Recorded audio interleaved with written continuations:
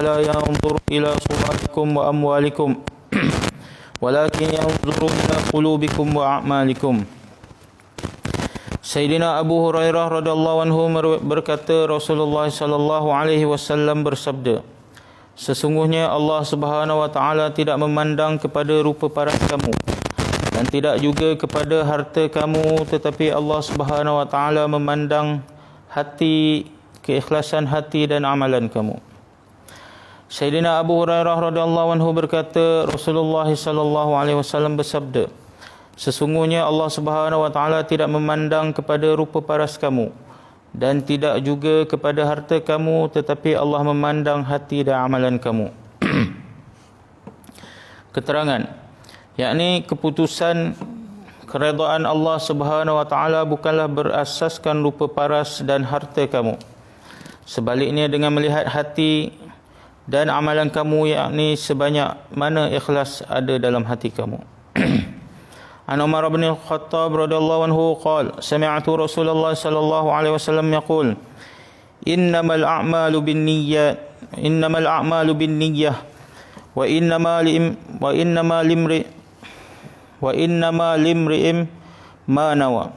Faman kanat hijratuhu ila Allah wa rasulih fa hijratuhu ila Allah wa rasulih. Wa man kanat hijratuhu ila dunya yusibuha aw imra'atin yatazawwajuha fa hijratuhu ila ma hajara ilaih. Sayyidina Umar bin Khattab berkata, saya telah mendengar Rasulullah sallallahu alaihi wasallam bersabda, sesungguhnya seluruh amalan bergantung kepada keikhlasan niat. Seseorang akan mendapat sesuatu hanyalah berdasar apa-apa yang telah dia niatkan. Oleh itu, sesiapa yang berhijrah kerana Allah dan Rasulnya, yakni tidak ada perkara lain yang menyebabkan dia berhijrah selain daripada untuk mendapat keridhaan Allah dan Rasulnya, maka hijrahnya itu hanyalah untuk Allah dan Rasulnya, yakni dia akan mendapat ganjaran hijrah tersebut. Dan sesiapa yang berhijrah untuk mendapat apa-apa perkara dunia ataupun untuk tujuan berkahwin dengan mana-mana wanita, maka hijrahnya itu hanya untuk apa-apa yang telah dia niatkan dan tidak ada apa-apa ganjaran di sisi Allah Subhanahu wa taala. Sayyidina Umar bin Khattab radhiyallahu anhu berkata, saya telah mendengar Rasulullah sallallahu alaihi wasallam bersabda, sesungguhnya seluruh amalan bergantung kepada niat. Seorang itu akan mendapat sesuatu hanyalah berdasarkan apa yang telah dia niatkan. Oleh itu, sesiapa yang berhijrah kerana Allah dan Rasulnya, yakni tidak ada perkara lain yang menyebabkan dia berhijrah selain daripada untuk mendapat keridhaan Allah dan Rasulnya, maka hijrahnya itu hanyalah untuk Allah dan Rasulnya, yakni dia akan mendapat ganjaran hijrah tersebut. Dan sesiapa yang berhijrah untuk mendapatkan apa-apa perkara dunia ataupun untuk berkahwin ataupun untuk tujuan berkahwin dengan mana-mana wanita, maka hijrahnya itu hanya untuk apa-apa yang telah dia niatkan dan dia tidak ada apa-apa ganjaran di sisi Allah Subhanahu wa taala. An Abi Hurairah radhiyallahu anhu qala Rasulullah sallallahu alaihi wasallam, innama yub'atsunna su'ala niyyatihim.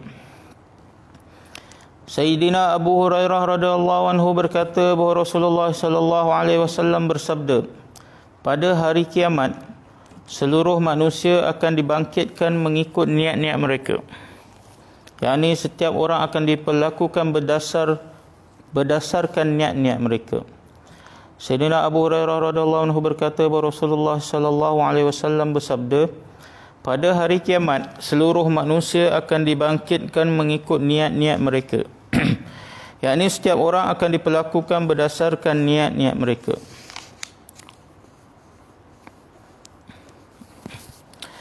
An Ibn Abbas radhiyallahu anhu an Nabi sallallahu alaihi wasallam qala, An Ibn Abbas radhiyallahu anhuma an Nabi sallallahu alaihi wasallam fima yarwi an Rabbih azza wa jalla qala, Inna Allah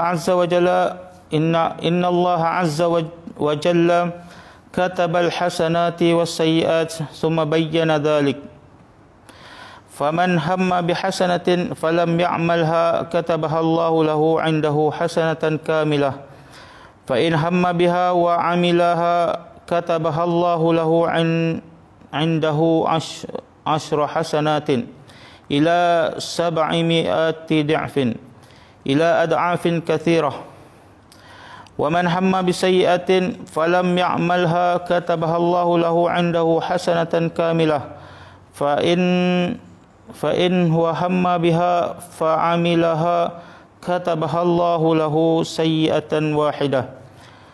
Sayyidina Abdullah bin Abbas radhiyallahu anhuma meriwayatkan bahawa Nabi sallallahu alaihi wasallam bersabda, Allah Subhanahu wa taala menyuruh para malaikat menulis keputusannya mengenai dosa dan pahala.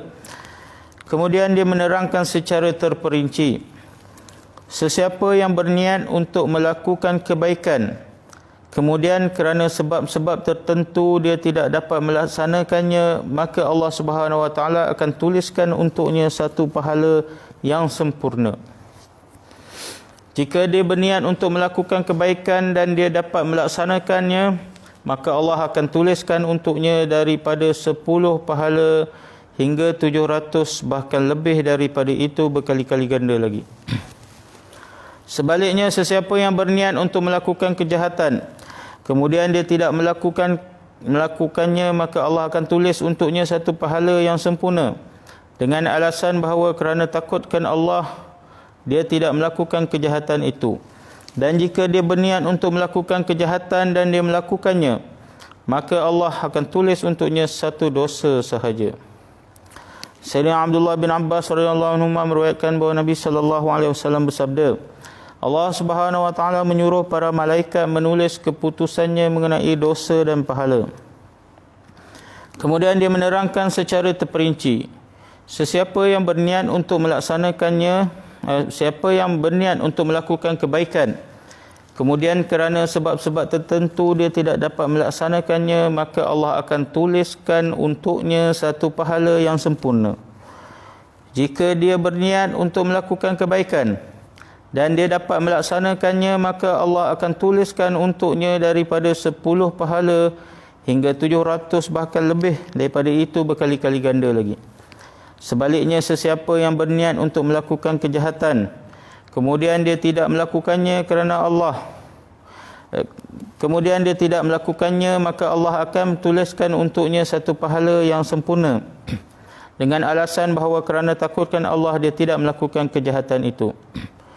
Dan jika dia berniat untuk melakukan kejahatan dan dia melakukannya, maka Allah Subhanahu wa taala akan tuliskan untuknya satu dosa sahaja.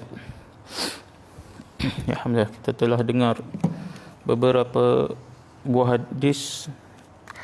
Kita telah dengar beberapa buah hadis dan ayat Al-Quran mengenai niat, ikhlas.